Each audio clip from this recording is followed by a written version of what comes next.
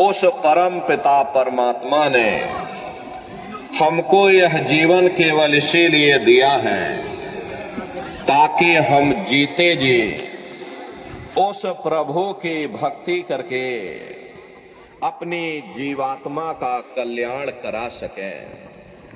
ये 5 तत्वों का पुतला, ये पंच भौतिक शरीर हम लोगों को एक निश्चित समय के लिए मिला हुआ, एक निश्चित समय को हम आप नहीं जानते हैं, किंतु जिसका ये मकान है, जिसका ये शरीर है, वो अवश्य ही जानता है और समय पूरा हो जाने पर मकान मालिक जबरदस्ती इस मकान को खाली करवा देंगे।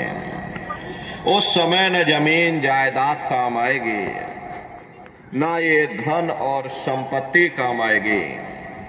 जीवात्मा को निकाल करके इस शरीर से बाहर कर दिया जाएगा। ये शरीर हमारा आपका यहीं जमीन पर गिर पड़ेगा, क्योंकि जीवात्मा के निकल जाने के बाद में ये शरीर सिर्फ एक माटी का पुतला है, उससे ज्यादा कुछ भी नहीं। आप इस मिट्टी के पुतले को ले जाकर शमशान भूमि पर जला करके राख कर दोगे, हमारी आपका उसे भुगतने के बाद हमें शरीर को यही छोड़ जाना। श्वास धारा नित्य ही जारी, एक दिन खाली जाम प्रेमी भाई बनाकर खोल दीजिए, तालाब में छोटा सा छेद कर दीजिए तो सारा पानी ही तालाब से बाहर निकल जाएगा। ठीक उसी प्रकार से हमारा ये शरीर भी श्वासों का भंडार है, और जब तक श्वासों का भंडार जारी है तब तक तार पहुंच जाएंगे, संदेश पहुंच जाएंगे। सब रिश्ते नातेदार, सब कुटुंब परिवार वाले, सब अड़ोस पड़ोस वाले मिनटों सेकंडों में इकट्ठा हो जाएंगे और छोड़ करके आ जाते हैं। हिंदू लोग तिनका तोड़ाते हैं, जैसे तिनका टूट गया, तेरा मेरा रिश्ता नाता टूट गया। सहजो भाई ने बयान किया है कि सहजो मौत आईया, अंग अंग दिया तोड़, और हीरा जरे छाती फटे, उठे पीर धन को। गुरु महाराज एक साथ मिल करके हमारे शरीर पर डंक मारे, उससे भी लाखों करोड़ों गुना ज्यादा मौत के समय में दर्द होता है। जब मृत्यु 5 तत्वों को लांग करके ऊपर आते हैं तो काल दार में आम दवानी, और जब घर के नैनन से पानी, जब काल अपनी दार में दबाता है उस समय नेत्रों से पानी निकलता है, इंद्रियां टूट टूट कर। अरे महात्मा कहते हैं कि भाई कुटुंब परिवार मतलब कहां, बिना धन पास नहीं जाते। ये रिश्ते नातेदार, ये कुटुंब परिवार वाले, ये सब स्वार्थ के संगी साथी हैं। प्रेमी भाई बहनों, आज तुम्हारी जेब में पैसा है तो साथ जैसे तैसे तुमसे रिश्ते नातेदारी कायम कर लेंगे, लेकिन आज आपकी जेब खाली हो जाए तो कोई किसी को याद करने वाला नहीं। 13 दिन बाद 13वीं मना दोगे, लड्डू पूड़ी पकवान बना करके खिला दोगे, फिर जाने वाले को कोई याद नहीं करता। अभी बूढ़े बुजुर्गों से पूछा जाए कि भाई क्या तुमको तुम्हारे माँ बाप की याद आती है, तो कहेंगे भाई नहीं आती। अरे क्यों नहीं आती? तुम्हारे माँ बाप थे, तुमको पाला पोसा बड़ा किया, खुद बेचारे भूखे रहे होंगे और तुम्हारा पेट पाला होगा, तुमको तुम्हारे माँ बाप की याद क्यों नहीं आती? क्योंकि तुम्हारे सामने तुम्हारे लड़के बच्चे हो गए, तुम्हारे नाते पोता बनते संते हो गए। इसलिए तुम अपने माँ बाप की यादों को धीरे धीरे भूल गए और नई यादों में धीरे धीरे बस गए। ऐसे ही प्रेमी भाई बहनों, एक दिन सब तुमको भी भूल जाएंगे। कोई किसी को यहाँ याद करने वाला नहीं। ये कहानी को तो गुड़ी स्थान है, वहां के मालिक विष्णु जी हैं। उनका बड़ा मनमोहक स्वरूप है। उनकी 4 भुजाएं हैं और चारों भुजाओं में शंख, गदा, पद्म और चक्र सुशोभित हैं। और आप क्षीर सागर में लक्ष्मी जी के साथ विराजमान हैं। ये तीनों देवता ब्रह्मा, विष्णु और महादेव अपने अपने लोक में बैठ करके राज कर रहे। एक रचना आद्या महाशक्ति है। ब्रह्मा, विष्णु, महादेव लोक के ऊपर वो आद्या महाशक्ति का लोक आता है। घंटे और शंख की आवाज जो हर इंसान के अंदर गूंज रही, वो आवाज पुरी के मुखार बिंद से हो रही। निरंजन भगवान का जो स्वरूप है वो ज्योतिष स्वरूप है। 1000 बातें की अखंड ज्योति वहां पर बराबर जलती। अरे हम लोग यहाँ मंदिरों में देखिए ज्योत जलाते हैं, ये तो हम आप उसकी नकल करते हैं। महात्माओं ने आपको चिन्ह बता दिया कि भाई उनका ऐसा स्वरूप है, तो हम लोग मंदिरों में नकल करने लगे। इस ज्योति में तेल की जरूरत पड़ती है, बाती की जरूरत पड़ती है।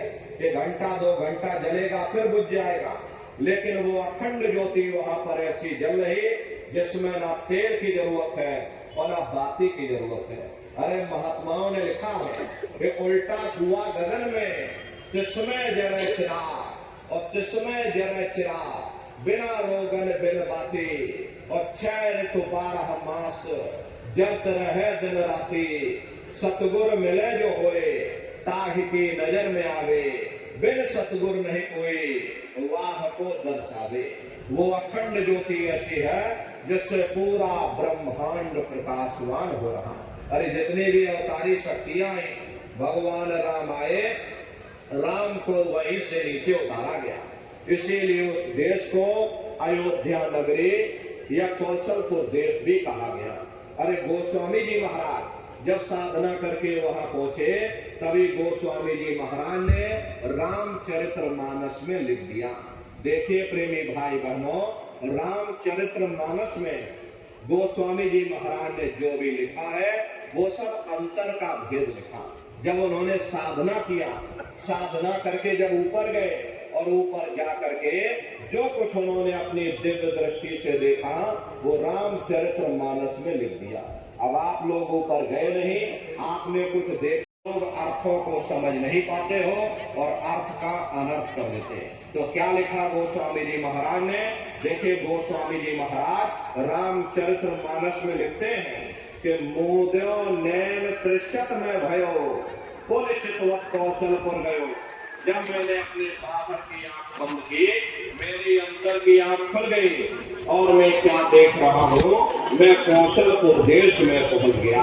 मोह विलोक राम मुस्काई, मुझे देख करके भगवान राम प्रसन्न हो गए। उन्होंने ऊपर जाने का मुझे रास्ता दे दिया। मैं ऊपर जा करके क्या देख रहा हूँ, उधर माज सुनंदज आया, देखा बहुत ब्रह्मांड निकाया, अति विचित्र कहा लोक अनेका, रचना अधिक एका। विचित्र विचित्र भाग के वहां पर लोक बने हुए, एक से बढ़कर एक सुंदर सोने के महल बने जिनकी शोभा अवर्णीय है। प्रेमी भाई बहनों, वो असली अयोध्या नगरी है, वो राम भगवान का असली देश है। अब जब आप लोग साधना करके वहां पहुंचोगे, वहां की रचनाओं को देखोगे तो देखते रह जाओगे, ये क्या ईश्वर की लीला है, कैसे उसकी कारीगरी है, अनंत उसकी सत्ता है, अनंत ही उसका प्रकाश है।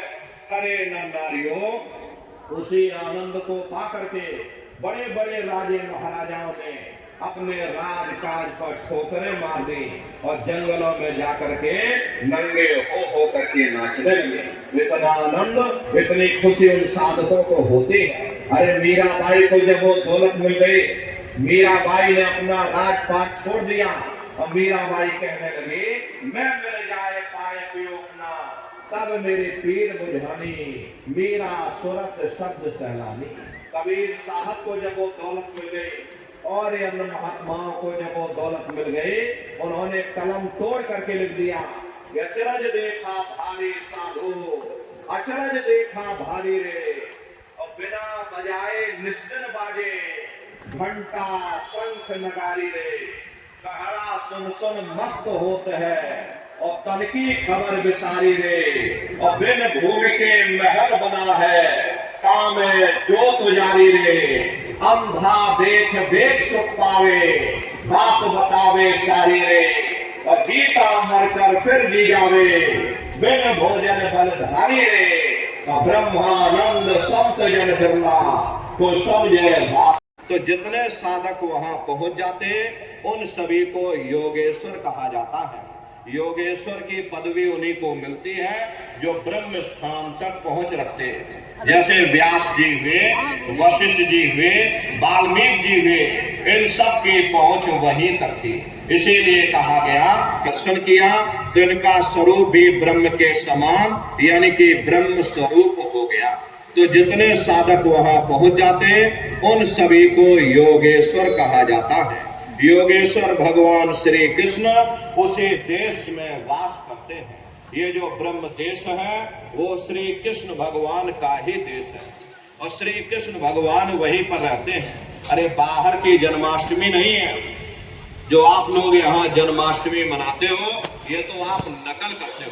महात्माओं ने कहा था भाई सही मायने में तुम जन्माष्टमी कब मनाओगे, जब तुम्हारी ये जीवात्मा 5 तत्व जल पृथ्वी अग्नि वायु आकाश और 3 गुण रजोगुण तमोगुण सतोगुण 5 तत्व और 3 गुणों से परे हो करके और ब्रह्मदेव कृष्ण भगवान का दर्शन कर लोगे, तब सही मायने में जन्म अष्टमी मनाई जाएगी।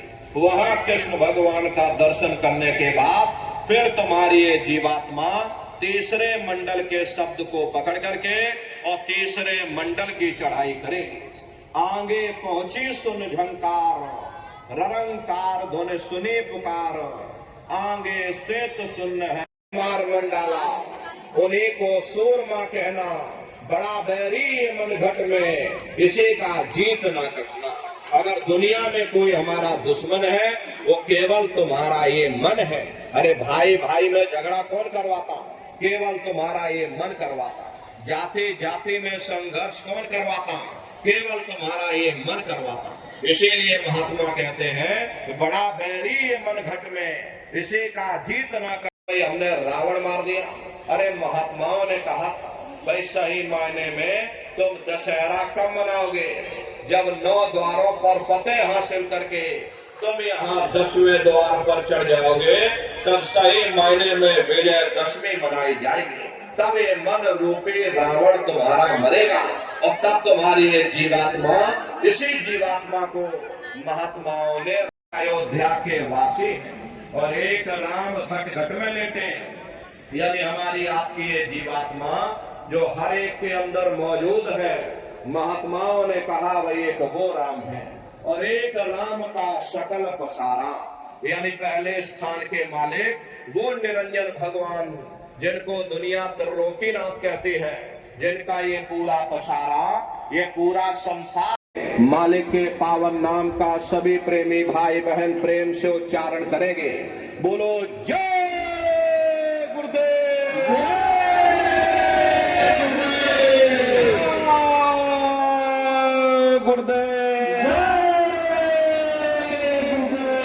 इसे आप लोगों से मिल भी लेंगे, लेकिन आप लोग कोई धक्का मुक्की या जल्दबाजी मत करिएगा, आराम आराम से आइएगा। सबसे पहले माताएं बहनें आएंगी, उसके बाद भाई लोग आएंगे। माताएं बहनें अपने सिर को बिल्कुल ढक करके आइएगा। बगल में गुरु महाराज की गाड़ी है, चरण पादुका है, दर्शन करते हुए और सत्संग का प्रसाद सभी लोग लेकर। जय गुरुदेव। प्रेमी भाई बहनों, अब पूज्य महाराज जी आप सबसे मिलने के लिए मंच के नीचे आ रहे। महाराज जी एक एक आदमी से मिलेंगे, कोई आदमी बाकी नहीं रहेगा, इसलिए आप किसी चीज की चिंता मत करिए, मंजूर कर लेंगे। महाराज जी की आंखों में प्रणाम करते हुए आगे बढ़िए। दाहिनी तरफ गुरु महाराज की चरण पादुका का